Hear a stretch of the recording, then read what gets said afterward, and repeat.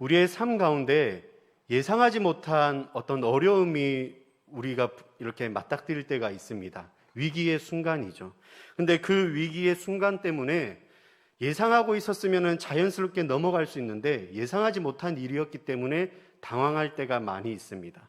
근데 이 당황으로 끝나지 않고 이것을 극복하여서 힘을 내어서 예수님께 그 문제를 가지고 나올 때 우리 주님께서는 문제를 해결해 주시죠.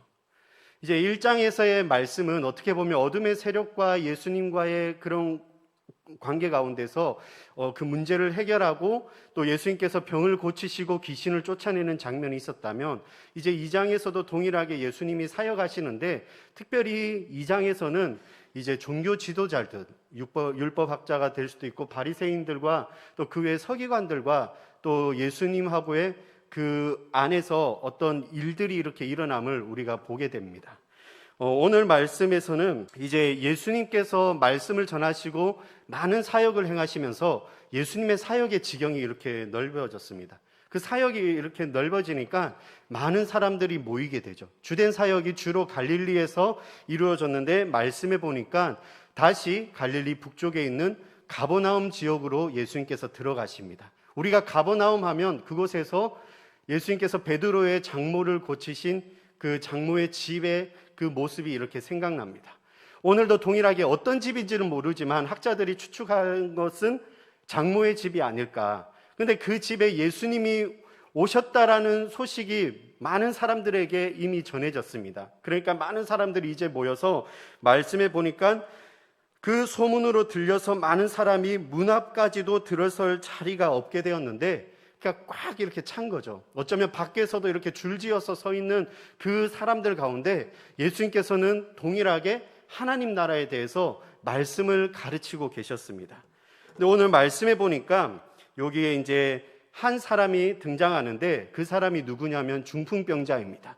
근데 이 중풍병자는 이제 움직일 수 없는 사람이잖아요. 근데 이 중풍병자를 누가 데리고 나오냐면 3절에 사람들이 한 중풍병자를 4사람에게 메워 가지고 예수께로 올세, 4절에 무리들 때문에 예수께 데려갈 수 없으므로 그 계신 곳에 지붕을 뚫어 구멍을 내고 중풍병자가 누운 상을 달아 내리니, 5절에 보시면 예수님께서 그들의 믿음을 보시고 중풍병자에게 작은 자야 내 죄 사함을 받았느니라 하고 이 중풍병자를 고쳐주십니다.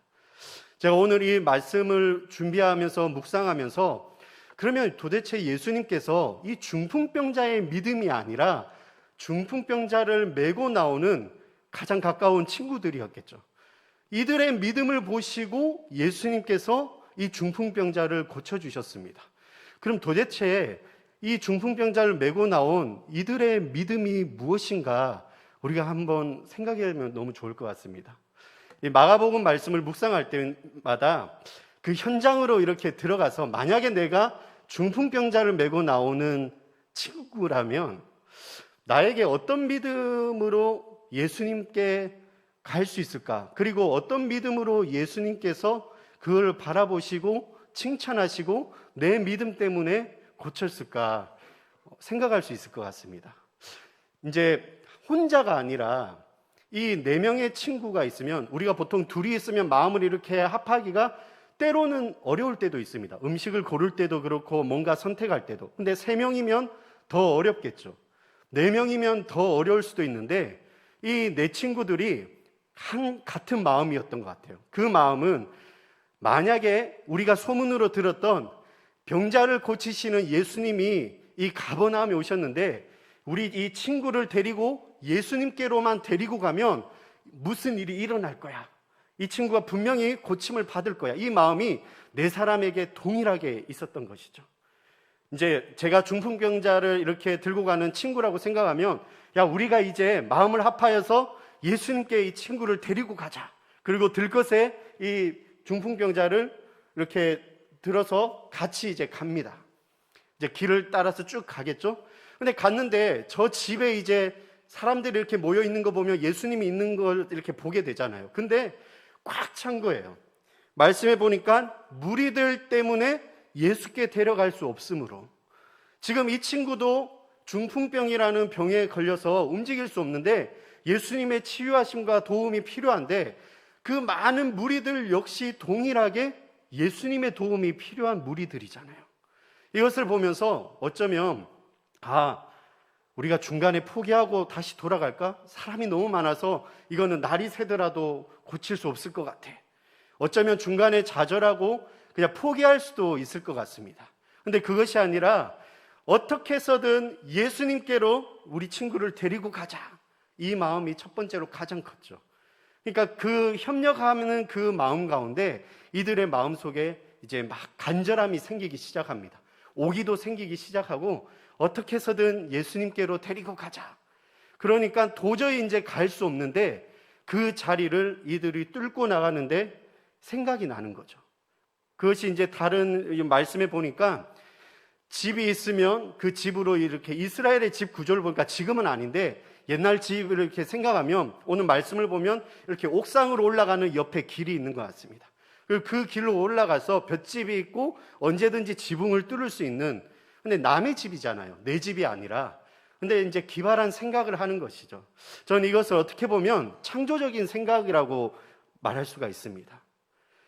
전혀 엉뚱한 생각일 수도 있고 황당한 방법일 수도 있는데 우리가 어떻게 해서든 예수님 앞에 이 친구를 데려가고자 하는 간절함이 있을 때 그 간절함이 이 문제의 현실을 뚫고 나갈 수 있는 방법과 지혜로 창조적인 생각과 능력이 일어난다는 것이죠. 저는 이것을 보면서 어떤 문제가 이렇게 맞닥뜨려졌을 때 우리가 그 문제를 가지고 하나님 앞에 이렇게 기도합니다. 근데 그 기도할 때 도저히 생각할 수 없는 지혜가 이렇게 하나님께서 주시죠. 그리고 그것을 가지고 어떻게 하면 예상 밖의 일로 그 문제를 해결할 때도 많이 있습니다. 우리 성도님들도 가끔 이건 할 수 없는데 뭔가 이렇게 그 간절함이 바램으로 그 바램에서 뭔가 해결할 수 없는 방법 가운데 새로운 어떤 길이 이렇게 보이기 시작하는 것이죠. 저는 이 내 친구에게 그러한 지혜와 그러한 마음이 생긴 것 같습니다. 그러니까 그 마음이 어떤 마음이었습니까? 남의 집 지붕을 뚫습니다. 어쩌면 이 지붕을 뚫을 때 왜 우리 집에 구멍을 냈느냐, 돈이 얼마가 드느냐 이런 거는 두 번째 문제고 이들의 마음속에는 다시 돌아가고 좌절하고 포기하는 그런 마음이 아니라 어떻게 해서든 예수님 앞에 데리고 가야 된다는 그 마음으로 이제 그 구멍을 뚫어서 침상에 메고 이렇게 중풍병자를 내리는 것이죠. 예수님께서는 그 과정에 그리고 이들의 그 열정을 보시면서 내 믿음으로 인하여 이 친구들을 고쳐주셨다는 것입니다. 제가 이것을 보면서 가정교회가 생각나고 또 우리가 속해 있는 공동체가 생각이 났어요.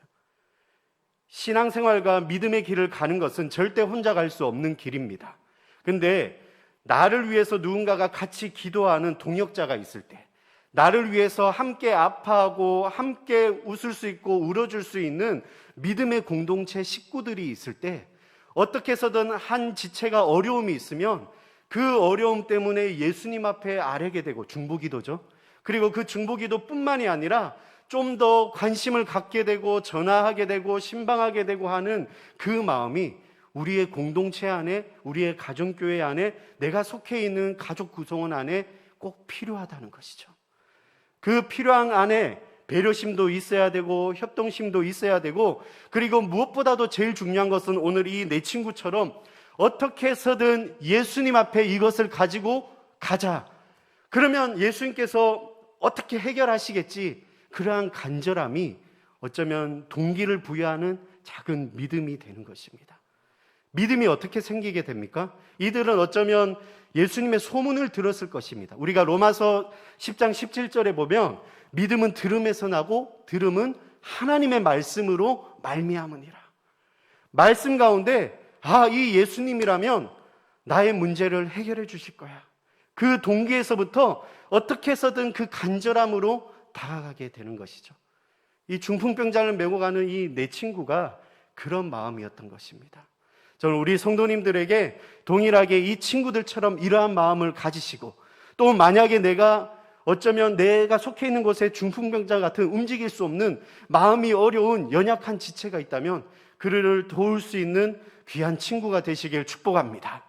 이제 그렇게 하니까 예수님께서 근데 이 중풍병자를 고쳐주실 때 가라, 이제 내가 다 나음을 입었다, 이게 아니라 오늘 이렇게 말씀하십니다. 5절에 보시니까 예수께서 그들의 믿음을 보시고 중풍병자에게 이르시되 작은 자야 내 죄 사함을 받았느니라 하시니, 그냥 육체의 질병을 깨끗하게 고쳐주실 줄 알았는데 그렇게 말씀하시는 것이 아니라 내 죄 사함을 받았다라고 죄의 문제에 대해서 해결해 주시는 예수님이십니다. 이것 때문에 주위에 있는 이제 서기관이 있었는데 속으로 생각하는 거예요. 이거는 신성모독이다. 죄를 사할 수 있는 것은 하나님만이 할 수 있는데 아니 어떻게 저분이 죄를 사하지? 의문점도 들기 시작합니다. 근데 뒤에 보시면 예수님께서 그 사람의 마음을 알았던지 설명을 해 주시는 거예요. 어떻게 설명하냐면 8절에 이렇게 속으로 생각하는 줄 알고 예수님께서 어찌하여 이것을 마음에 생각하느냐? 중풍병자가 내 죄 사함을 받았느니라 하는 말과 일어나 내 상을 가지고 걸어가라 하는 말 중에 어느 것이 쉽겠느냐? 그러면서 10절에 이렇게 이야기하십니다. 그러나 인자가 땅에서 죄를 사하는 권세가 있는 줄을 너희로 알게 하려 하노라 하시고 중풍병자에게 말씀하신 것이죠. 하나님의 아들이신 예수님께서 이 땅에 오신 목적이 분명하게 있습니다. 우리는 이 마가복음의 말씀을 보면 예수님께서 치유의 기적을 많이 이렇게 일으키시죠. 병자를 고치시죠. 근데 예수님께서 이 땅에 오신 목적이 단지 병자를 고치기 위해 오신 것이 아닙니다. 많은 무리들에게 그동안 들어보지 못한 하나님 나라에 대해서 말씀을 하시고 가르치십니다. 율법 선생님과 어쩌면 선생님으로 이 땅에 오셔서 말씀을 가르치는 그것을 위해서 오신 것도 아닌 것이죠. 분명한 것은 오늘 전 말씀해 보면 인자가 땅에서 죄를 사하는 권세가 있는 줄을 너희에게 알게 하노라. 죄의 문제, 이 내 친구들은 단지 모든 사람들은 육체의 문제, 질병만을 해결하고 싶은 마음이 있었지만 예수님께서는 그것뿐만이 아니라 그 영혼의 문제까지도 만지기를 원하셨던 것입니다. 죄의 문제가 무엇입니까? 물론 모든 질병이 죄의 결과로 나온 것은 아닙니다. 그러나 내 안에 있는 욕심, 탐심, 거짓말, 속임수 여러 가지 지었던 이 죄를 우리 주님께서 아시고 하나님께서 우리를 너무나 사랑하셔서 하나님의 아들이신 예수님을 우리에게 보내주셔서 그 예수님이 십자가에 못 박혀서 죽으심으로 피 흘리신 그 죄값으로 인하여, 대속죄로 인하여 우리의 모든 죄가 사여졌음을 믿습니다. 오늘 주님께서 분명하게 이 땅에 오신 이유는 우리의 죄를 해결하시기 위하여, 그래서 이 땅에 오신 것이죠. 저는 이것이 우리에게 주신 하나님의 은혜인 줄 믿습니다. 하나님만이 하실 수 있고 하나님의 아들이신 예수님만이 하실 수 있는 것입니다. 그래서 오늘 이 말씀을 이렇게 보면 예수님께서 말씀하고자 하셨던 것은 예수님은 바로 하나님이십니다. 하나님이신데 인간의 몸을 입고 오신 것이죠. 이것이 우리에게 너무나 큰 은혜이고 이것이 우리에게 그냥 거저받은 그 은혜로 우리가 감격하면서 우리가 주님 앞에 오늘 하루를 시작할 수 있고 찬양으로, 감사함으로 영광을 돌릴 수 있는 것입니다.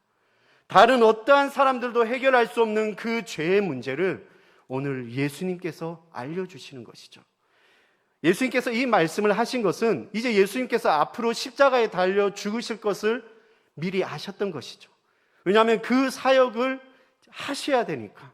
그러기 위해서 이제 주위에 제자들도 있었을 것이고 많은 사람들에게 내가 이 땅에 온 이유가 무엇인지를 우리에게 알려주시는 것입니다. 제가 주일날 이제 이렇게 약식 침례를 주게 되었는데요. 그분에게 이제 침례를 주게 될 때, 또 우리가 보통 이제 급하게 이렇게 침례를 주게 될 때, 그동안 예수님을 알지 못했던 사람이 이제 마음속에 예수님을 영접하게 될 때, 영접 기도를 이렇게 같이 따라하죠. 근데 그 따라할 때, 우리가 생각할 때는, 금방 따라할 수 있겠다, 이렇게 생각하겠지만, 신념이 확고하거나, 나는 절대로 안 하겠다라면, 정말 끝까지도 안 하시는 분이 계십니다. 근데 예수님을 내 마음속의 주인으로, 이전에 내 삶이 내 마음대로 할 수 있는 나의 모습이었다면 이제 내 삶의 주인을 마음의 중심에 예수님께 내어드릴 때 그때 기도하는 그 기도문 안에 가운데 뭐가 있냐면 나의 죄를 위하여 이 땅에 오셔서 십자가에 죽으시고 3일 만에 부활하신 그 예수님을 내가 믿습니다. 이것이 우리가 알고 있는 요한복음 3장 16절에 있는 영생을 우리에게 주신 하나님의 선물이죠. 저와 우리 성도님들이 누리고 있는 이 영생의 선물을 우리가 누리고, 오늘 말씀처럼 단지 육체의 질병뿐만이 아니라 그것을 넘어서 우리의 영혼까지도 만지시는 그 예수님의 이름을 오늘 하루를 시작하시면서 선포하시면서 승리하시길 축복합니다. 내 믿음이 작은 거라 할지라도 어쨌든 이것을 가지고 예수님 앞으로 다가갈 수 있는 그 열정이 오늘 이 새벽에 우리 모든 성도님들에게 있으시길 축복합니다. 그리고 그 열정을 가지고 주님 앞에 아랬을 때 우리 주님께서 이 문제뿐만이 아니라 우리의 영혼까지도 터치하시면서 나중에 보니까 이 중풍병자가 일어나서 본인 스스로 상을 들고 나아가게 되죠. 그 광경을 보면서 주위의 모든 사람들이 12절에 보니까 하나님께 영광을 돌리며 우리가 이런 일을 도무지 보지 못하였더라. 하나님 앞에 많은 사람들이 영광을 돌리게 되는 선한 영향력을 끼칠 수 있는 저와 우리 성도님들 되시길 축복합니다. 이 새벽에 다시 한번 우리 교회를 위해서도 기도해 주시고요. 내가 속해 있는 공동체 안에 위기에 처하거나 어려움에 있는 또 질병의 문제로 병마와 싸우고 분투하고 계시는 성도님들이 있다면 오늘 이 새벽에 그분의 이름을 부르시면서 우리가 함께 간절히 주님 앞에 아뢰시는 중보기도자로 오늘 하루를 시작하길 축복합니다. 기도드리시겠습니다.